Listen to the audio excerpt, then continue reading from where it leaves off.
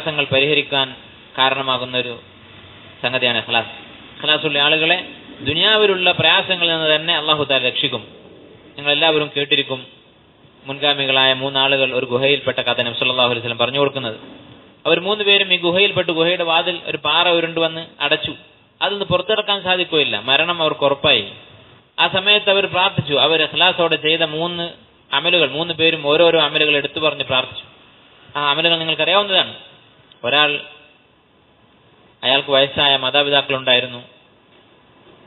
അദ്ദേഹം ജോലി കഴിഞ്ഞ് വന്ന് ഇവർക്ക് പാല് കറന്നു കൊടുത്ത് കുടിപ്പിച്ചതിന് ശേഷമേ മക്കൾക്ക് പാല് കൊടുക്കാറുള്ളൂ. പഴയ കാലത്ത് ഒരു പ്രധാനപ്പെട്ട ഭക്ഷണമാണ്, പാലായിരിക്കും കാര്യമായ ഭക്ഷണം. അങ്ങനെ മക്കൾ, ഇയാൾ വീട്ടിൽ വന്നപ്പോൾ മക്കൾ ഉണ്ട്, ഉമ്മയും ഉപ്പയും ഉറങ്ങിയിട്ടുണ്ട്. അങ്ങനെ അവരെ ഉറങ്ങുന്ന മാതാപിതാക്കളെ ഉണർത്തേണ്ട എന്ന് കരുതി, അവരെ വിഷമിപ്പിക്കേണ്ട എന്ന് കരുതി ഇയാൾ കാത്തിരുന്നു അവർ ഉണരുന്നത്. ഇയാളുടെ മക്കൾ അവിടെ കിടന്ന് കരയുന്നുണ്ട് വിശന്നിട്ട്. അയാൾ പാല് കൊടുക്കാതെ അങ്ങനെ കഴിച്ചുകൂട്ടി. ഇത് അല്ലാഹു തആലയുടെ വജ്ഹ് ഉദ്ദേശിച്ച് മാത്രമാണ്. കാരണം വയസ്സായ മാതാപിതാക്കൾ, അവർക്ക് ഇങ്ങോട്ട് ഇനി ഒരു ഉപകാരവും ചെയ്യാനുള്ള ആവതില്ലാത്തവരാണ്, വയസ്സായിട്ടുണ്ട്. ഇനി ഉണ്ടെങ്കിൽ തന്നെ അവരറിയുന്നില്ല, അവർ ഉറങ്ങിക്കിടക്കുന്ന സമയത്താണ് ഈ സംഭവം നടക്കുന്നത്. അതുപോലെ മക്കളോടുള്ള സ്നേഹം ഓരോ മാതാപിതാക്കൾക്കും വളരെ കൂടുതലായിരിക്കും. അതുകൊണ്ടാണ് ഖുർആനിൽ അല്ലാഹു മാതാപിതാക്കളോടുള്ള ബാധ്യതയെക്കുറിച്ച് പറയുകയും മക്കളെക്കുറിച്ച് കൂടുതൽ പറയാത്തത്. കാരണം മക്കൾക്ക് ഭക്ഷണം കൊടുക്കണമെന്ന് ഒരു മാതാവിനോട് പിതാവിനോട് പറയേണ്ട കാര്യമില്ല.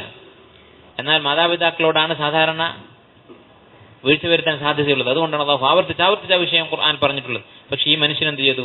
സാധാരണ മനുഷ്യരുടെ സ്വഭാവം മറികടന്നുകൊണ്ട് ഇഖ്ലാസോടുകൂടി അള്ളാഹുവിന്റെ വജ്ഹ് മാത്രം ഉദ്ദേശിച്ച് ആ കുട്ടികൾ അവഗണിച്ചു.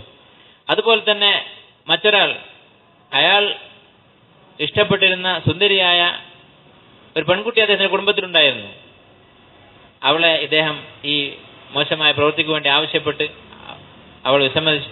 അവസാനം ഒരാവശ്യമുണ്ടായി, കടം വാങ്ങാൻ വേണ്ടി ദാരിദ്ര്യമുണ്ടായി. ഈ പെൺകുട്ടി അയാളുടെ മുമ്പിൽ എത്തുകയും ഇദ്ദേഹം വ്യഭിചാരത്തിന് ഒരുങ്ങുകയും അവിടെ വെച്ച് അള്ളാഹുവിനെ കുറിച്ച് ഈ പെൺകുട്ടി ഓർമ്മിപ്പിച്ചപ്പോൾ അദ്ദേഹം അത് ഒഴിവാക്കുകയും ആ പണവും ഒഴിവാക്കി, അതുപോലെ തന്നെ ആ വ്യഭിചാരത്തിൽ നിന്ന് അദ്ദേഹം പിന്തിരിഞ്ഞു.